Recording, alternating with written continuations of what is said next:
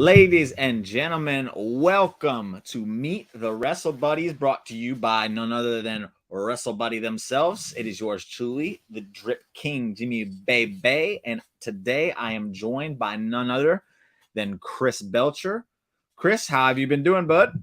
Man, I am doing great. I can't complain. I appreciate you guys having me on. Appreciate Wrestle Buddy for all that they do, and I'm looking forward to a great time, man. It's gonna be awesome. Absolutely. So, in case nobody's ever tuned in before, these Meet the Wrestle Buddies are not just for myself, I'm getting to learn some of these new faces at Wrestle Buddy, but for you guys as well. You guys can get an idea of who these guys are behind the articles, behind the podcast that we got coming out and all that, and give you an idea of, okay, well, this is the guy I like. This is the guy I'm going to follow. And that's kind of how this all works. That's how I got my following. Y'all tuned in. Y'all liked me. And that's what it is. Hopefully y'all like this man, Chris, here as much as y'all like me. And y'all can give him the love that he deserves. We got Amanda in the chat saying hello, hello, hello. The stream is looking good. Thank you, babe. Thank you, babe. But it is you, as always, that is the one that is looking good. So we're just going to jump right into the quiz. Saying the quiz. We're going to jump right into the questions. And if anybody's watching, if y'all got a question y'all want to throw in the comments. If you're watching live, I'll ask it on air. And hopefully Chris can answer it for you. Hey, I'll do it. I'll do my best. Let's put it that way. But before we get into all that, first question. Go all the way back to, I'm assuming, your childhood here. Uh-huh. What is your first wrestling memory that you can pull out of your brain? And I tell you, the first one that comes to mind, and I wasn't watching it live because I was barely 2 years old when it happened. The first thing that I remember is Sting versus Ric Flair in the main event of Great American Bash 1990. Sting comes back from the torn ACL in record time at that point, because I was actually talking about this with some guys at work the other day about the recovery time for ACLs seems to get shorter and shorter when guys do it. But when Sting did it, it was still like 9 months to a year. And I think he came back in like 5. But all that to say, man, that Great American Bash match, my dad was a huge Ric Flair fan. Sting is what got me into wrestling. So that's the first thing that comes to mind as like the big thing that got me with wrestling. You know, that's really what, just seeing Sting celebrate at the end and the pyro and all of his friends in the ring. And that's probably what got me hooked, I guess would be the term. That's a special moment. So I mean, again, and it's Ric Flair and Sting. So yeah, for sure. The little tidbit. The very first show I ever went to is the Final Nitro, and the fact that I got to watch Sting and Ric Flair in the main event of that was just like mind blowing to me at the time. I was like, "This is crazy!" God. So that's wild. Yeah, Sting and Flair is a big one, and I can understand why that'd be a one that sticks out in your head. Yeah. So with that, I think you answered it, but we'll ask anyway. Mm-hmm. Who was your first favorite wrestler? I don't think it was Sting. I think it was Flair. And the reason I think it was Flair is because that was my dad's favorite wrestler. That makes sense. Wrestling is something that my dad and I shared. So I gravitated towards Flair. But then Sting really is the one that got me hooked in. You know, Flair I liked him because of dad, but Sting got me hooked in. I was painting my face all the time and all that kind of stuff. So I guess if you want to interpret that as Sting was really my first favorite, but Flair was the one that I always say. I remember it vividly, man. I would meet friends, and the first time that we would talk, they would be like, "Oh, you like wrestling? Who's your favorite wrestler?" And I would say Ric Flair, and they'd be like, "He's a bad guy. Why do you like Ric Flair?" I'm like, Ric Flair's just great, man. Like I've always liked Flair, so I think I'll go with Flair with that one. That works. Hey, you gotta let the friends know. Bad guys have more fun. That's right. Back in the day, everyone's like, "Hey, who's your favorite?" And I'm like, "The NWO." And they're like, "You can't like the NWO." And then all these years later, it's like everybody liked the NWO. I was just not afraid to admit it back in the day. So hey, I just wanted to like the best. I wanted to support the champion. Who was the champion? Ric Flair. There you go. And he was looking good while he did it. Them robes were so nice, and just like, oh, okay, nobody else is doing it like Rick. Yeah, yeah. Your friends didn't know what they were talking about, man. You got that right. No kidding. Now, Flair, Sting, I was a big WCW guy growing up. Big time. Found WWF a little bit later and liked it just as much when I got there. But those Sting and Flair and Steamboat and all that kind of stuff, that was my thing. Yeah.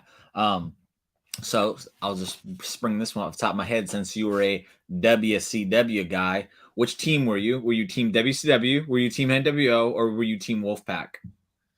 Bro, oh my gosh. I feel like it depended on what week it was. You know what I mean? It's like, because ultimately, like, Sting was my first, was really what got me into wrestling. So when Sting, turned black and white and the Crow, I was always gravitating. I want Sting to win. I got to see Sting do good stuff. What's Sting going to do? But then, like I said, I was a WWF guy. So when Nash and Hall came in, and I was like, oh, those are my guys, I want to see the NWO do well. And that's so cool and whatever. And then when the Red and Black split off and then Sting joined the Red and Black, it's like, oh, that's the cool thing. In 1998, I'm 10 years old and I'm like, yes, NWO Wolfpack, whatever. And then you realize, 10, 20 years down the road, well, it was really watered down at that point. It wasn't actually as good as what you think it was. It was good in the moment. Yeah, it was, dude, it was so good in the moment, man. There was nothing like flipping channels in the Monday Night War and just to see what was next, man, those are some of my fondest memories as a child, is flipping back and forth. All that to say, man, honestly, it depended on the week. I like WCW. I liked NWO. I was there for it all. I really was. That's fair. That Wolfpack theme too was a bang. Like, it's very underrated. Nobody hollers about it when we talk about the best entrance themes of all time. Wolfpack's up there. I didn't like Wolfpack, but that song, I was like, okay, I'm with you. I'm with you. Yeah. Amanda here. So she's talking about, we went to see Ric Flair's last match. That was just it was a very weird experience. I'll just put it that way. I was going to ask, like, what adjective would you use to describe that? Because I watched it live and it was, I don't know. Fun. It was a very fun weekend because obviously SummerSlam and then what was it, Starcast and all that stuff. Mm-hmm. There was a lot of stuff happening. I think it was the first wrestling weekend that I got to experience, like the full weekend. I got to experience it with Amanda here. Wonderful. She made it all happen. It was a great weekend. But the Ric Flair's last match show was great. But then Ric Flair started wrestling and was like, this is fun. I just don't know how much fun I'm supposed to be having because, man, he could die right now. And it's not even like I'm stretched, like I'm not even grasping at straws here. It literally could probably happen. It's like I feel like everybody in the crowd wanted to chant, please don't die. But like it was very rough, man. It was like we did not want him to die, and you didn't want to vocalize that, but everybody was thinking it. And I'm the heel of the crowd, obviously, because I was like, yo, I want Jeff Jarrett to smash a guitar over Rick's head. Like, I was waiting for it. I was like, please, please, please, please, please, please, please, please. I was waiting for it. And I can't believe we didn't see that. That's like Aaron Grisham here said, smash that like button. I like that. That's right. I work with Aaron Grisham at 24/7 Sports. Thank you, Grishy, for tuning in. Appreciate you tuning in, Aaron. Much appreciated. So we'll fast forward from the childhood till the current day. Currently, who would you say your top 3 favorite wrestlers are across the board? Okay. Are you talking top 3 guys that are currently active, or like when it's all said and done, who are my 3 favorites? The current 3 active, and it could be part-timers included. I'll accept part-timers. Okay. Top 3 right now active: Seth Rollins, AJ Styles, and Edge. Oh, so you're really excited for Clash of Champions? Oh, dude! Oh, I can't wait! Oh, I'm so pumped. I was at SmackDown last Friday night. Oh, nice! So I got to see the AJ and Edge and Ray triple threat match and all that. So, I'm over the moon. I'm pumped. That's crazy because I was at last week's Raw and I got to see the Seth Rollins one. When there you go. Yeah, okay. There we go. We just we pass like ships in the night. It's a house divide over here because my girl loves AJ, and I'm just now discovering that I'm infatuated with Seth Rollins. It took me longer than most everybody else to figure it out. Everyone's been telling me you're a Seth Rollins fan. I'm like, I like him, but yeah, I'm a big Seth Rollins guy, so I'm excited for it too. That's a great trio though. Yeah, Edge is one of those weird ones too because I like him, but I've never been a fan of him. Well, see, my fandom with Edge really started because I'm probably in the minority when I say this. The Ruthless Aggression era is my favorite era of all time. Like, I hear that a lot lately, honestly. I loved the Monday Night Wars. It's what I grew up on. But when I was really coming into my own as a wrestling fan and started understanding beyond just the theatrics and beyond the appearance and the visuals and all that kind of stuff, when I started figuring out what actual good wrestling was and that kind of stuff, that was in the Ruthless Aggression era. So that's really where I started to really hone in on it. And who absolutely just emerged out of the Ruthless Aggression era and really made his name there? It was Edge. Like Edge just turned a huge corner there and made a character for himself that would just go on in wrestling history. One of the most dastardly, disgusting heels of the Ruthless Aggression era. So, and I loved it. I was a Ric Flair fan, so I like heels. Yeah. So Heels are fun. Yeah. I was a huge Edge fan starting then, and it just, his comeback just put it over the moon for me. So Edge, I think my thing with Edge has been I kind of tuned out during the Ruthless Aggression era. Okay. WCW got sold, Stone Cold retired, and then I'm like, you know what? I hate everything, and I just kind of tuned out. So I didn't get to experience the Edge rise. But when I see him like live, like it's still one of the coolest things ever. I wish I could explain it. And we were talking about it during the when we did the draft, where it's like the pops he gives is insane, and it's just a cool experience. It's so cool. Yeah, it's so good. Yeah, it's really good. Yeah. Aaron here. Hey, Jimmy, first time listener, long time caller. Question for you and Belcher. You need a ping pong partner, and it has to be a wrestler. Oh my God. Who are you taking? I'll let you answer this one first. I think I got to answer.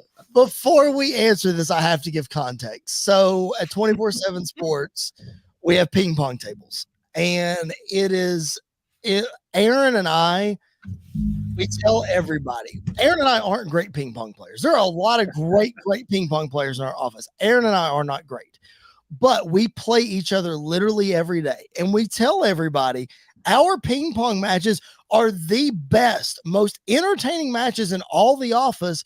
You just need to come and watch. So getting people back there to watch. So that's where the ping pong question comes from. Thank you, Aaron. You just made me laugh today. If I have to pick a ping pong partner, and it has to be a wrestler, two of them come to mind. Number one is Rey Mysterio, because Rey is quick and agile, and he can be there anytime that you need a return. He can quickly get from one spot to the other. So I feel like he would always have my back. The second one is Brock Lesnar, because I feel like nobody could hit his serves. Nobody could return anything that he does, because it's just so powerful. He's going to put the ball through the wall and everything. So those are the first two that came to mind. And just an added thing to the Brock Lesnar one is I don't think anybody's going to want to beat him. I have no idea what he's going to do. Is he going to flip the table? Is he a poor sport? I don't know. I don't know if I want to beat Brock Lesnar in anything ping pong. So it's true. With me, I'm not going to lie. I just looked up wrestlers in ping pong, and my guy Sami Zayn popped up. Apparently, he has created part of his character, his heel character, based on ping pong playing. So what? I'm going to take Sami Zayn. Yeah, apparently he went Ho Loon. I know nothing about ping pong. I played with my son a few times. I just signed him up for ping pong camp the other day, honestly. But listen, no, I'm not a ping pong guy. But Ho Loon or Lun, whatever it is, Sami Zayn apparently was taking him on in the locker room, and he kind of helped create his character based on that. So I'm gonna take Sami Zayn. He clearly knows a little thing or two about some ping pong, and we gonna run the gauntlet. That's what's going to happen. Wow. Listen, everybody on this interview is supposed to be like learning about me and all that kind of stuff. Bro, I'm taking stuff from this. I didn't know Sami Zayn was a ping pong aficionado. I love that. I try to educate everybody involved. That's what I'm here for. I'm here to entertain everybody. But yeah, that's great. I still think you win. Brock. I'm not beating Brock Lesnar. Nothing. That's good. That's funny. You hear the story about Mark Marrow back in the day when Brock stole Sable from him? He's basically like, yeah, he can have her. I don't care. He's like, I'm not going to say anything to Brock Lesnar. Look at the guy. I love her. She's my wife. But you know what? It ain't worth it. Just go on. My wife anymore. Belongs to Brock Lesnar now. If Mark Marrow has that kind of mentality, I think I should just go ahead and share that sentiment. Brock Lesnar, you win at ping pong. And Bro, Mark Mero was a Golden Gloves boxer and all this other stuff, and he's backing down. Like, boy, not me. Yeah, I'm done. So with that, then we'll transition back, I guess, to the grand scope of things. Favorite wrestler all time? Shawn Michaels. Good answer. Good. No hesitation. It doesn't get named enough. Good answer. Shawn Michaels is, and people ask me my Mount Rushmore all the time, and that's what gets me is that's the one when I tell them my Mount Rushmore, they're like, I could take him off or I could replace him from somebody. I'm like, who's a better in-ring performer? Nobody. Who has more charisma? Nobody. Who changed the business quite like he did? Nobody. Like, the dude is just, he's insane. You could put him in there with a broomstick. I know they say it all the time, but you put him in there with a broomstick and he's going to have a 5-star match. Like, and not to mention like the way that he's changed his personal life around. Yeah. The good dude that he is, and just a creative mind that he is. I just respect him so much as a human being. And then, dude, the bell rings and he just, it's insane. It's unreal. And I also, man, it goes back to the Ruthless Aggression era. Shawn came back, and I would argue that he had a better second half of his career than he did the first. And it was in the Ruthless Aggression era. And that's crazy to think. Yeah. I missed a lot of the second half. I mean, I went back and watched some things, but I missed a lot of the second half live. And to me, if you're not experiencing wrestling live, then you're kind of cheating yourself out on great moments. Agreed. Yeah, good call on Shawn. And we'll talk about more on the Mount Rushmore things because I have multiple Mount Rushmores. I do too. There's Impact, there's Best Overall, there's all sorts of things. If Shawn I can finds himself on quite a few of them. If I give you one, especially since you didn't watch Ruthless Aggression era, and this is for all the listeners out there too, I'm going to pull a random match out that you need to go back and watch. It is the last Monday Night Raw of 2003. It is Shawn Michaels versus Triple H for the World Heavyweight Championship. Okay. The backstory behind this match is that this was around the time where Triple H was starting to get involved in creative and have some meetings, and basically didn't have a lot of the time that the wrestlers would have. What time? What year was this? 2003. So this is right when Shawn came back. Yes. Okay, because this is literally right after I stopped watching. Yeah. This is the end of 2003. So Triple H is involved in a lot of meetings, doesn't have a lot of time during the day. So the story goes that he and Shawn did not get together and plan anything out for the match except for the finish. They called the finish in Gorilla before they went out and said, we'll call it in the ring. Guys go 30 minutes in the main event for the world title, nothing planned, and it's one of the best Raw matches I've ever watched in my life. Okay. Shawn Michaels and Triple H, last Raw of 2003. All right, I'm going to check that out this weekend. What's that? Okay, that's not there. All right, and now, again, I feel like you've answered it, but now you have all the time in the world to elaborate on it. Your favorite era in professional wrestling, why is it the Ruthless Aggression era? Man, like I said, that was really when I was coming into my own as a wrestling fan, as a person. I was growing up and I started to understand things, but it was the combination of that, the combination of Shawn coming back. And I happened to think about this the other day too, because I'm working on wrestling figure displays on the other side of the camera that you can't see. But I've got a Ruthless Aggression era shelf that I'm working on. And I think one of the reasons that I really gravitated towards that is because that's when you started seeing the influx of WCW guys come in and do some stuff. You had Goldberg, you had Booker T.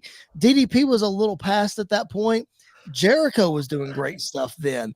So you had all those guys coming in, and you finally got to see, whether it was when it should have been or not. You can take what you want about the invasion angle and all that in 01, but you finally got to see what those two shows sort of put together would look like with those talents together. And the combination of all those things, I could go back and watch any Raw or SmackDown or pay-per-view from the Ruthless Aggression era and feel like I would be entertained and got my money's worth. Okay. So I'm going to pull some from that right there. Yep. You brought up DDP. How, on a scale of 1 to 10, how disappointed are you with his debut in WWE? I'm going to say right in the middle. I'm going to say 5. Okay. Because I didn't hate the angle. I thought the angle was fine. I think that he was in a no-win situation because he was with the Undertaker. Yeah, that's my problem. He could not win this situation at all. Exactly. There was no, because what are you going to do? Are you going to bring the WCW guy in and beat the Undertaker in the first night? No. DDP needed to win. He needed to be he'd never been a heel. Okay, take it back. He had been a heel in WCW, but not like this. No. So it didn't work in WCW either. Exactly. So he was in a no-win situation with the Undertaker, and nobody feared him as that character. Therefore, it didn't get over, and it was doomed from the start. Yeah, that's fair. Like, it's probably my biggest, like, one of my biggest what the F moments. I'm like, are you kidding me? Yeah. As DDP pointed out, like, literally every time it gets brought up, because Vince, you've seen my wife Kimberly, right? Why am I stalking this? Right, exactly. Question 2 from the, I guess, WCW invasion angle and everything. I just had it and I lost it. It'll come back here in just a second. Okay. Oh no, you brought up Chris Jericho, and since the other day, I think it was yesterday, WWE released their top 10 debuts of all time. They had Chris Jericho at number 10. I personally find it to be blasphemous. Where would you rank Chris Jericho's debut in WWE, WWF, I believe at the time, all time, as far as WWF goes? I love that you asked this question because we literally just recorded a podcast that's about to come out today, Pipe Bomb Wrestling Podcast. Go check it out wherever you find your podcast. But we are talking about that very list on the podcast today, and we re-ranked all of those. And I put Jericho at number 5. And it's probably might not be high enough, but the guys I have above him are AJ Styles, Goldberg, Sting, and Kane. Is that where's Kane at? Is he 1 or 4? 1. Kane is 1. Yes. Okay, as long as you have Kane number 1, I'm not even going to argue with you. Kane's got the greatest debut ever. Yes, but Kane's 1, Sting is 2, Goldberg's 3, AJ's 4, and Jericho is 5. Jericho would be 2. I mean, but again, as long as we have Kane number 1, I'm not gonna. Yeah. I said it on the podcast that's coming out today.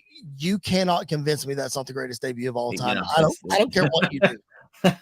You're just a Kane hater, and I get there's a lot of those these days, but there's no justifiable reason that's not number 1, because it was a great moment. It was so none at all. I don't care how big Roman, Seth, and Moxley get. Kane is still number 1. The Shield debut will not be better than that. No. They could all they become 1, 2, and 3 number greatest all time. It won't change their debut at all. So hold on, you're correct. Literally, Kane. The only reason I think so highly of him is because of his debut. I'm not a Kane guy. I've always thought he was pretty overrated, but the debut, it's because of the debut that I think, like, I understand the overrated thing. I do, because God, it was so good. It was so good. Oh my gosh. You get the first ever Hell in a Cell match, and then you see somebody rip the dang door off. Like, come on. Like, manhandle Taker. Just manhandle. Yeah. So good. All right. So now we're going to transition into those Mount Rushmore questions. Oh boy. Nope. I got one before that. Never mind. No, It is Mount Rushmore. I done jumped ahead. I apologize sincerely. We got the Mount Rushmore of the most impactful wrestlers of all time. The ones who you feel left the biggest impact on wrestling to you. Oh my gosh. I'm trying to compile a list here. Who left the biggest impact on me, or just we'll do you, because I feel like if it was the biggest impact, we're going to get 3 of the same 4 from everybody, and then someone's going to throw in that 4th. We're only going to get 1 real name. So if we're doing it for you, that gives people an idea of, like, your idea on impact in wrestling, and also we're going to get different answers. So yeah. Okay. All right, my impact on the wrestling business. I'm going to go, or personally on me, I guess. I'm going to go Shawn Michaels. Has to be on there for me. Sorry, he does. Triple H, I think, belongs on there. I think Triple H is, and we're seeing it today, whether you seem to like it or not. It's one of the most creative people out there. He has an incredible mind for the business. Not to mention he's a great in-ring performer.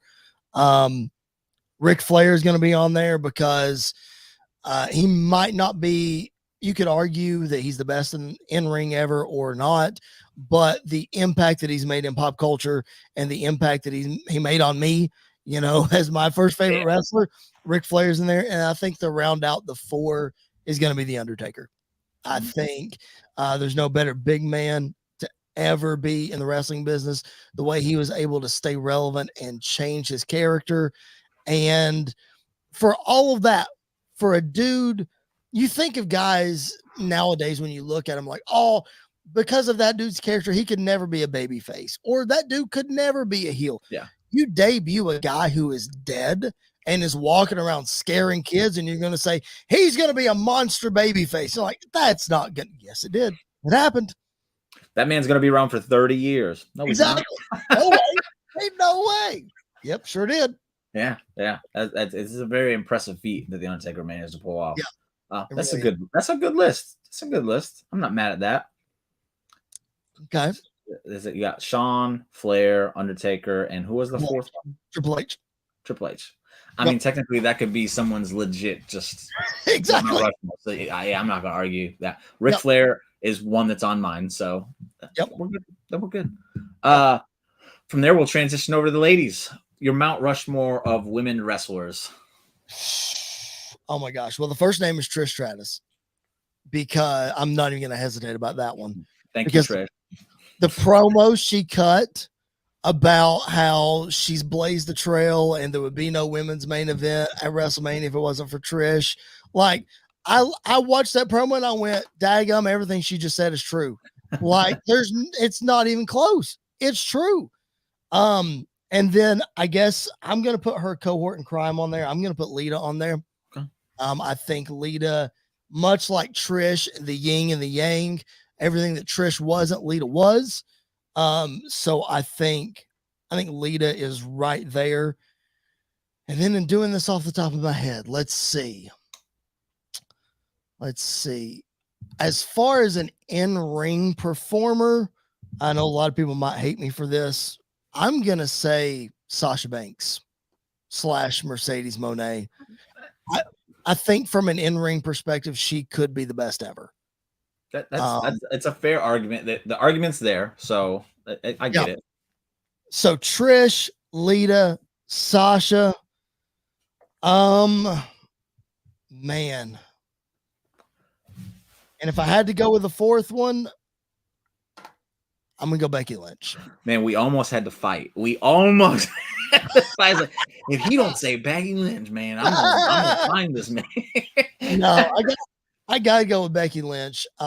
She is sort of like, I feel like I don't want to say she's the complete package, because I certainly think there's a lot of things that she can do better. But when you're looking for someone who has a little bit of this, and a little bit of that, and does this really well, and that really well-rounded. Yes, absolutely. Yeah. Becky Lynch is there for me. Yeah, that's how I've always looked at it. Is of all of them, I think she's the most well-rounded. And I think as far as promo and character goes, I don't think there's been a woman. Yeah, I'll say I don't think there's been a woman wrestler that can do what she can do in that aspect. Her promos are just, and her character work is next to none. Like, nobody can touch what she's doing character work. So I agree. I definitely agree. Ooh, I was like, man, he can't forget her. No, honestly, I was trying really hard to not put Charlotte on there. And that can be a shot at my dad, who may or may not be listening, because he likes to give me crap because he's a big Charlotte fan. I'm not. So I was trying to intentionally not put her on there. Well, Chris's dad, I put her on my Mount Rushmore, even though I don't like her. Just to even things out there. Can't be there. We go. I don't like her, but she's on mine. I'll give her that. There you go. Tag teams, Mount Rushmore. You got to start. This is the most wide open one I've seen so far. You got to start with the LOD. You can't. To me, there's no tag teams if there's not the Legion of Doom. Just for what they lacked in wrestling skills, they made up for in charisma and personality and appearance, and just wow. They really just, to me, they embody tag team wrestling. Somebody else that embodies tag team wrestling is the Hart Foundation. Bret the Hitman Hart and Jim the Anvil. Just so good. I think from an in-ring perspective, it could be one of the best teams, if not the best team that I've ever seen. Then I'm going to go current day. I'm going to put the Usos on there. Okay. I've said it throughout this whole bloodline storyline that's been going on. I think that their stock I didn't think their stock could get any higher. And then this bloodline thing started. And then you thought, oh, they're going to break them up and they won't be as good. And they're as strong today, in my opinion, than they ever were.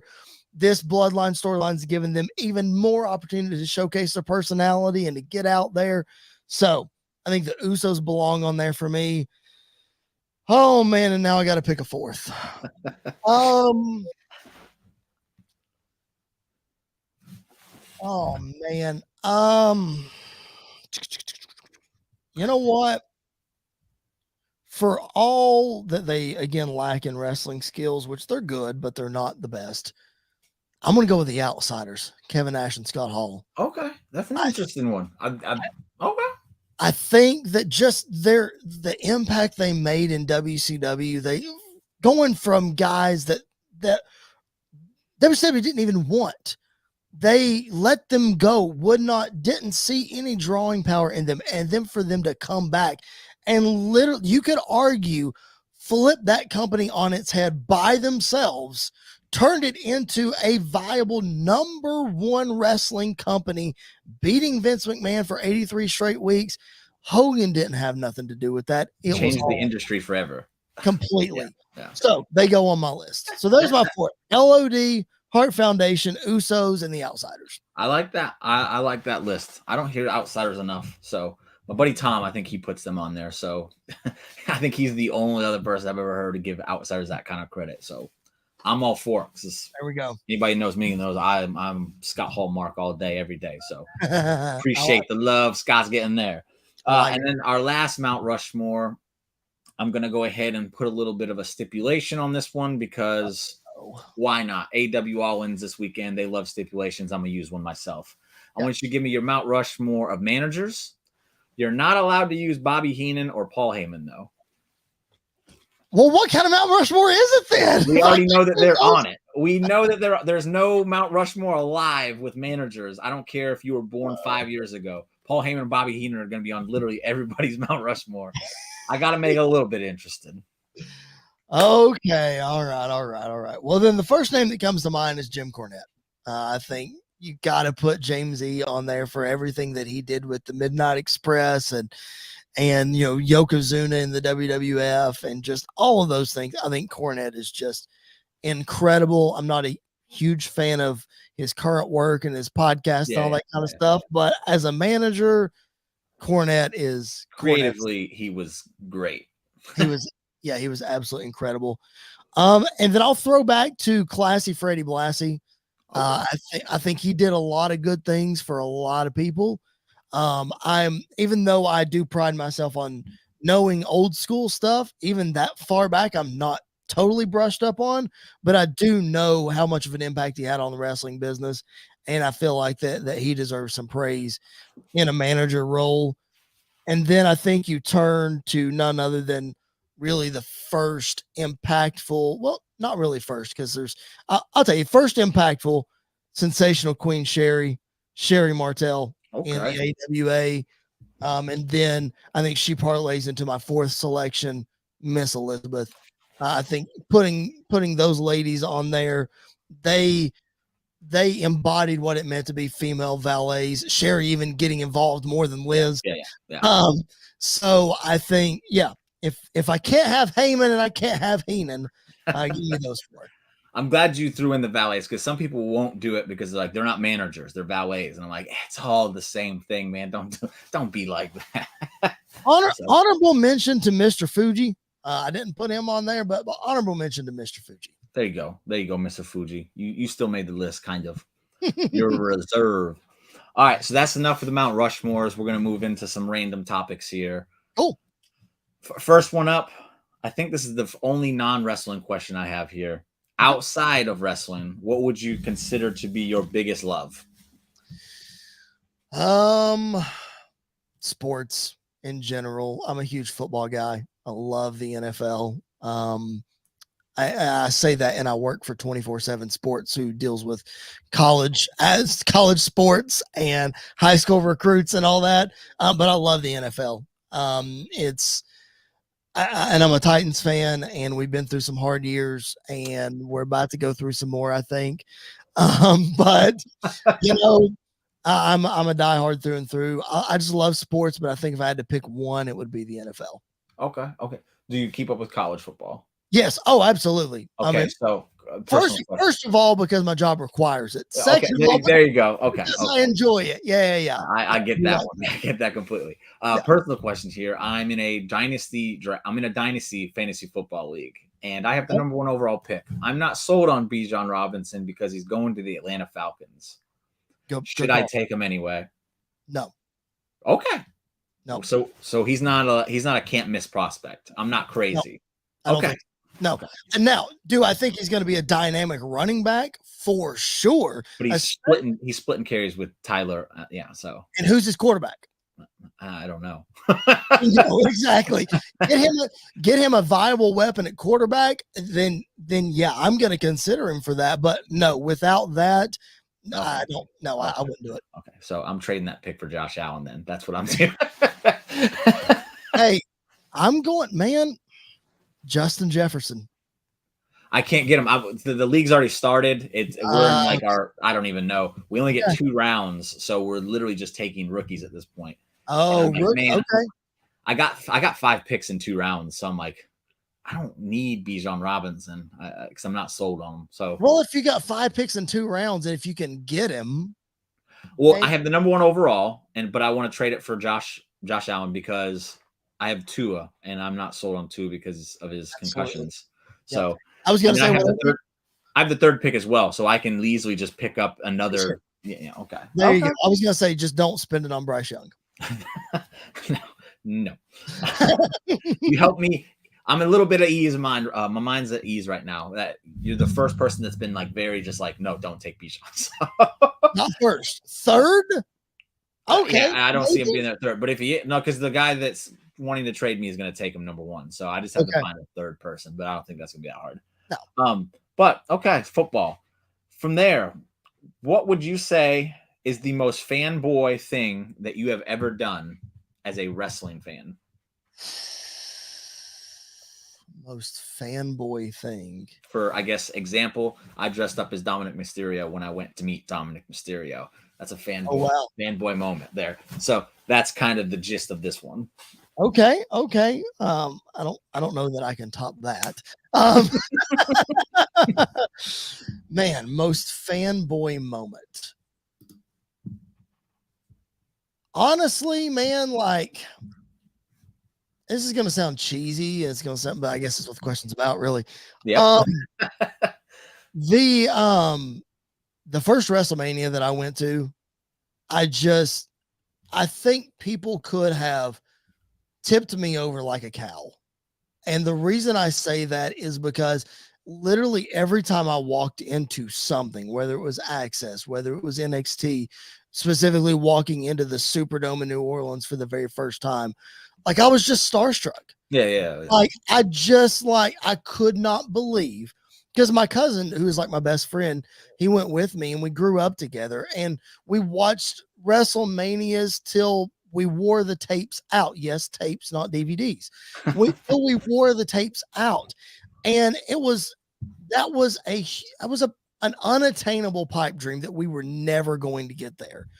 But becoming an adult, realizing that things aren't as hard as what they seem when you're 10 years old, and realizing you can make it happen. So I think just being there was the ultimate fanboy moment for me, because it's like, I can't believe this is actually happening. Whereas if I would have become a wrestling fan at 25 years old, big difference. I want to go to WrestleMania. It's not that hard. But growing up and it was so unattainable, man, I'll never forget that for as long as I live. Oh, yeah, for sure. For sure. Like as a kid, I went to the one show and that was the Nitro. And I didn't go to another one until WrestleMania 37. Oh my God. And it was just like, my girl was like, I was like, it's in Tampa. That's not that far. She goes, you could just go. And I'm like, wait a second. What? What do you mean I can just go? Right. As a kid, no, I wasn't allowed to do this stuff, but I'm oh wow, and I haven't missed one since. I was like, wow, this is crazy. Yep. I get it though. Like it's a surreal moment to just walk in that first time, especially Access. Access was insane to me that because I didn't get it 37, I got it 38, and I was like, it was special. So, And I went to 38 and I went to 39. Yeah. And I don't take anything away from your feelings of going to Access, but before COVID, man, it was even better. really, I hate to be able to say that. I know. If it's back, it's back. That's what I think too. A lot of people online complain about Access doesn't have this or they charge for that or whatever. Like, we have it. Let's not be upset about it. But you know, the Access in New Orleans and in New York for 35, it was just wild. It was better. It really was. And was it pay for everything there as well? No, Oh, no, so it was just you pay one flat fee. okay. You get all the mid to lower card guys signing autographs for free. You get all the experiences for free. The only thing that you had to pay extra for was like premium meet and greet. So like the main eventers. Yeah, okay. Undertaker. Yeah, yeah. Right. That makes sense. Yeah, but everything else, flat fee, do whatever you want. Chad Gable, I'm getting a free autograph from. Exactly. Chad Man. Gable, Hey, Vince or Triple H, bring that shit back, please. I tell you what, so I'll name it. WrestleMania 34, you could get a free autograph from Paige, from Becky Lynch, from exactly the Bella Twins, the Undisputed Era, Johnny Gargano. I mean, just it was all free. I wouldn't even need to go to WrestleMania. I got to get autographs from Undisputed Era and Becky Lynch. My life's complete right there. Exactly. Like the first Mania that I went to, I paid to meet AJ Styles and I paid to meet Alexa Bliss because she was the champion at the time, which is why I think they, charged extra for her. But so like you had AJ Nakamura, Roman Reigns, Finn Balor, and Seth Rollins, I think were the ones you really had to pay for. Everybody else, free. That's wild. And Legends, Kevin Nash, X-Pac, Scott Hall, Ted DiBiase, Goldust, just free. Jim Ross, Jerry Lawler, free. Bring it back, Trips, please. I'm really sorry to rain on your parade and disappoint you today. Man, I wouldn't even. I'd pay like $20 for each of them, honestly. If that's what y'all got to do, bring that back. Bring it back. If it's not back at WrestleMania 40, I will never go to another WrestleMania Triple H. I hope you're hearing this. Now that my feelings have been hurt, I'm gonna move on to the next question. Did you ever have aspirations to trying to become a professional wrestler yourself? I think everybody did. I think if you grew up watching wrestling, I think everybody did. I know I certainly did. But by the time I hit like 7th or 8th grade and I wasn't 5 feet yet, I'm probably not going to be a wrestler. So that dream went away pretty quick. I'm a small dude. Like I'm 5'4". It's not going to happen. I'm not going to be flying around like Rey Mysterio. So it wasn't going to happen for me. I gave it up pretty quick, but I think every kid, dreamed about it, man. A man right here, one of my favorites. He's like 5'5" or 5'4" himself, man. He can do it. Anybody can do it. Johnny Hungy, baby. That's a good point. Yeah, it's a good point. A lot of them do succeed and can make it work. It was just, I think the same mindset, whereas WrestleMania was unattainable. Yeah. That wrestling itself was just what I watched. It was unattainable. You know what I mean? I think if you had watched today's wrestling growing up, you probably would have felt a little bit more comfortable going full in, but because we watched it in the land of the giants and literally Rey Mysterio and Shawn Michaels and Rob Van Dam, these just once in a lifetime generational talents, they're the only small guys making it. It's like, yeah, but yeah, I get that. Plus the resources that, people have nowadays, the internet and the wrestling camps and, all this other kind of stuff that wasn't around as much when I could have been in a position to do it. Let's put it that way. Yeah, I get what you're saying there. I think with me, I just stopped watching wrestling as I was becoming an adult, so it was just never a thing for me. Like it's crazy that as much I'm like full blown in love with this shit. Like I don't care. People call me a nerd, Mark. I'm like, yep, 100%. That's me. I don't care. Like it's crazy to think that I never had aspirations to like become a wrestler. We did the backyard stuff. Did you ever do backyard wrestling? I did not. Nope, never Oh, did. really? I did trampoline wrestling, but it That's the wasn't. same to me. That's the same. It wasn't anything too crazy though. You weren't doing crazy stuff. You were just wrestling in your backyard on the trampoline. That's what I was doing. I just call it backyard wrestling because There you go. I was wrestling. Oh, I'll throw it back to you. You just mentioned that you stopped watching wrestling for a while. I had a dark period as well. When was your dark period? So again, WCW sold in 2001, and I kind of just held on for a little bit. They did the invasion angle, and I was like, okay, they're bringing in DDP. I love DDP. They brought in Booker T. I was like, okay. And I loved Stone Cold. Like he's my until I saw CM Punk, it was Stone Cold is the greatest of all time to me. Sure. But then he retired. WCW was gone. The invasion angle was a complete just shit show to me. And I was just losing interest. The Rock was kind of going in and out, and I saw the writing on the wall there, and I kind of was like, so I stopped watching. It was right in 2003. I think until 2004, I kind of would just periodically tune in just to see what was happening, to see if it would catch me again. Never did. Yep. Then one day, I don't know what it was. I just had like just this crazy feeling like I'm going to turn on Raw. And I turned on Raw. I believe it was Raw. And CM Punk was on. And I was just like, yo, this guy is different. Yep. This is what I have been missing from wrestling because it was all just kind of the same stuff. Sure. So he was different and he brought me back. It was like a 4 to 5 year period where I just was out of it. Yep. Mine was for 4 years as well. And I'll tell you the exact dates. I stopped watching wrestling the Monday after WrestleMania 26 when Shawn Michaels made his goodbye speech after his retirement. Okay. Stopped watching from that day forward. I picked it back up Survivor Series 2014 when Sting debuted.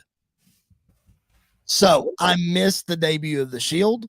I missed the big run of CM Punk. Yeah. I missed a lot of miss much. I missed the rise of Daniel Bryan. I miss Nexus.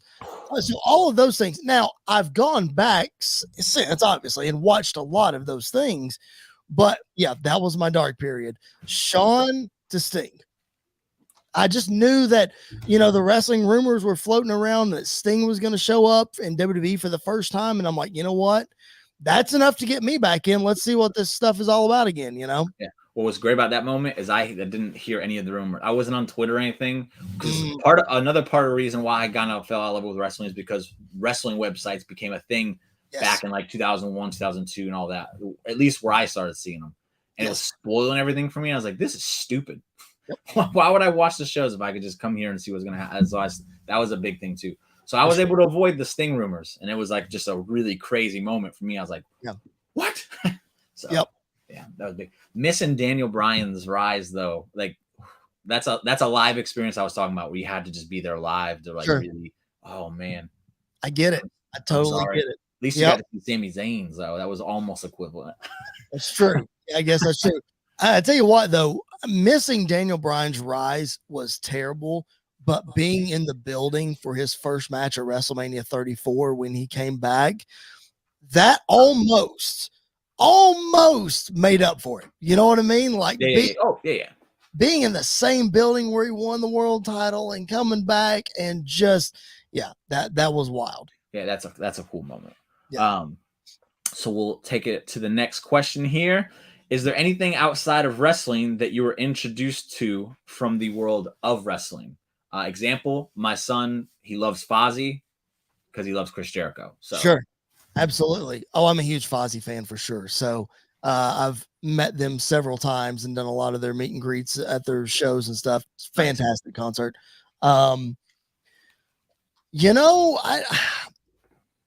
I can't really think of anything off the top of my head that has really grabbed my attention from wrestling.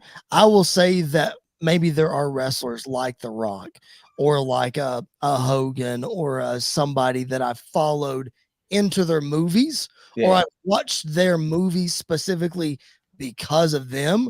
Like, I think The Rock's remake of Walking Tall is a fantastic movie, and that's way back in the early Rock acting days. I think that's his second starring role or third. Second or third, yeah. Yeah. I think some of his early stuff is really, really good. The So Rundown. yeah, Rundown. Oh, fantastic. With Sean Thank William you. Scott. Oh man. To this day, I think it's his best movie. Such a funny movie, man. I love it so much. Recently just went back and watched that movie, actually. Really good. But I would say that, and that may be a cop-out answer, but just following wrestlers to their outside ventures, especially in the movie space, yeah, for sure. Oh yeah, for sure. Like the movie Ready to Rumble, I would have never watched if I didn't see it on WCW then promoting, I would have never watched it, and I'm glad I did because it was a funny movie. And I love David Arquette now, so I've seen a lot of things with David Arquette in it because of Ready to Rumble. So I guess that would be my. But yeah, that. And I need a real life Jimmy King in the wrestling business. Like I need me a Jimmy King. That'd be great. Hey, I'm available to anybody. I'm Jimmy and I'm the king, baby. That's right. Sign the contract. Let's go. I'll take any kind of bumps. I'll be the best job man you've ever seen, man. So has there ever been a time? Oh, we were just talking about where you were burnt out on wrestling.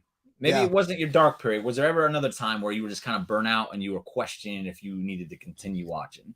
Oh my gosh. Anything from 1999 to 2001 in WCW. I just like, what are we doing? Like, what are we doing? I was there. I don't want to say I was there for it every single week, hook, line, and sinker, but I was there. And I'm like, Sting is getting bit by Rick Steiner's dog. He's getting set on fire by Vampiro. David Arquette's the world champion. Hell yeah. Smiley is a hardcore. Like, what are we doing, folks? What are we doing? So yeah, that year and a half probably stretch of WCW was, I regret saying that I made it through it, but I did. So here's the thing. I would always talk about like, yo, it's not as bad as everyone says it was, because I loved it. Like I was 9 years old though. So I'm like, this is great. Norman Smiley. I won't take any slander on Norman Smiley as a hardcore champion, because that man coming out in hockey get-ups and everything was the best. I know. Oh my gosh. But I think it was last year I had to rebook Starrcade 99. And so I went back and I was watching some of that Nitro and all that stuff. And then I was like, you know what? I was a stupid kid. This is the most unwatchable shows I've ever seen. I stopped after week 2. I didn't even finish week 2. I was like, you know what? I got the people I'm going to use. I'm going to just eliminate the rest of this stuff and create my own, because this is horrible. I think Norman Smiley was a bright spot to me. But again, I like Norman Smiley. Always did. And I don't mind Norman Smiley at all. And I think he's fine. He's done well for himself as a trainer and all that kind of stuff. And it was crazy. I don't hate on him wrestling hardcore in the hockey gear and all that kind of stuff. It's different. It was just so dang out of left field, over the green monster. What are we doing? What I liken it to is when Triple H took over, everybody wanted him to just start changing everything at once. And I was like, you can't do that, because you're going to, pardon the pun, you're going to shock the system if you do that. Vince Russo didn't care about shocking the system, and that's what happened. And I guess that's why it comes across. I get it. I did think Lex Luger, though, with Miss Elizabeth, was having one of my favorite runs of his career. I love this character. I wish that we would have gotten more out of that Sting heel run that we got in late 99 with Luger. When they did, like, I thought that would have been so cool. Yeah. But again, like, I really just watched that era for Sting just to see what Sting was going to do. And it just was unwatchable. Like, I defended it for so long. And then I was like, man, I'm glad I didn't keep a list, because I'd have a lot of people to apologize around it. It was bad. It was so bad. It was. And for anybody that's curious, yes, you can check out that booking that I did on Wrestlebuddy. It was the Wrestlebuddy finale. We had to end up doing a quiz afterwards. But if you go back and watch it, you'll see that I clearly had the better booking there. But that's enough self-promotion on my behalf. We're going to go into the last question. Man, our timing has been perfect. You've been wonderful here. Perfect. That's awesome. Last question. This is the hard one. This is the one that threw Albert for a little bit of a loop. Oh. You're going to have to think about this one for a second. So if you could, I want you to sum up what you think professional wrestling is in 5 words or less.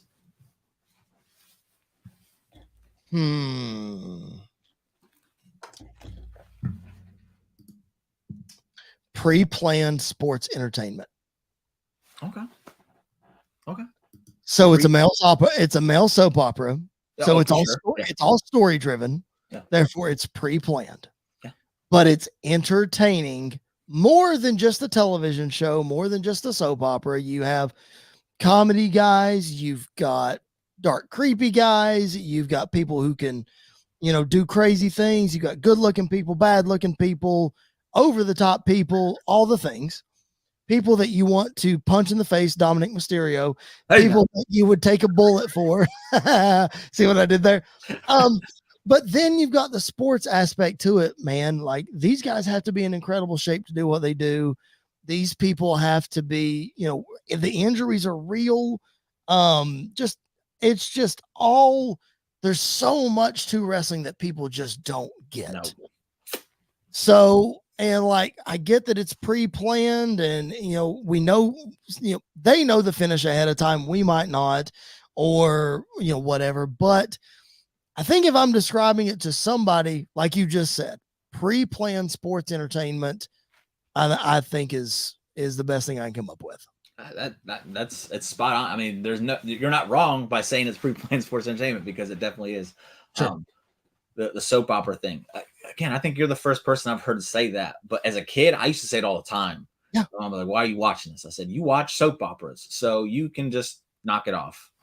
Yep. And the amount of people that I've met, my girlfriend, she's a very talkative person. When we travel to things, she starts talking to people, and we start talking about wrestling. She always plugs me and the show and all that. She's the best cheerleader you could ever ask for. Right. We have a lot of Wrestlebuddy fans because of her.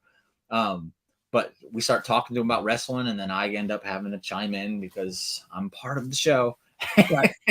And the reactions I get from people when I'm explaining to them, like, yeah, it's pre-planned and they're fighting and everything, but it's almost like a performance art. Yep. The stories that go into it, and they're like, what do you mean stories?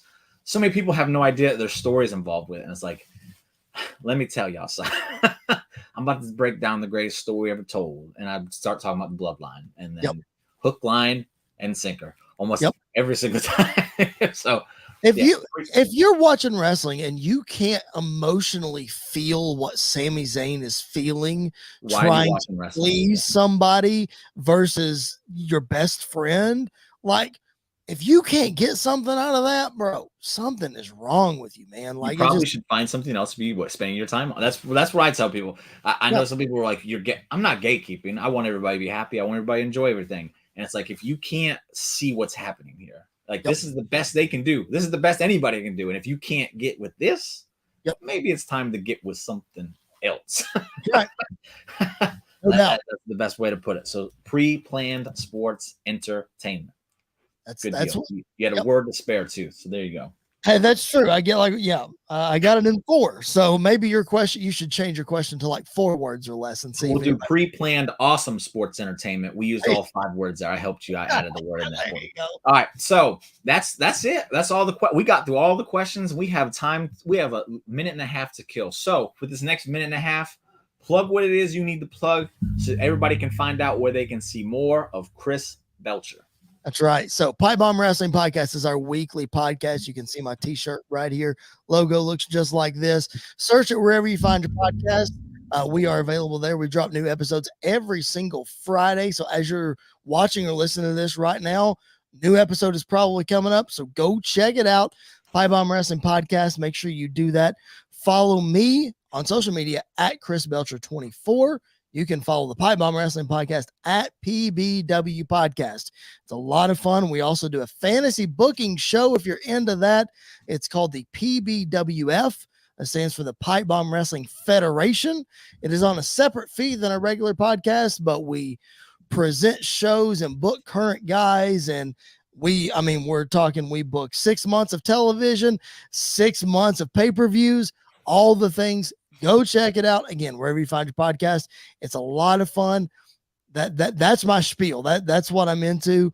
Again, podcast is available everywhere. We'd love for you to interact with us, follow us, hang out with us, and then go check out obviously my work on WrestleBuddy.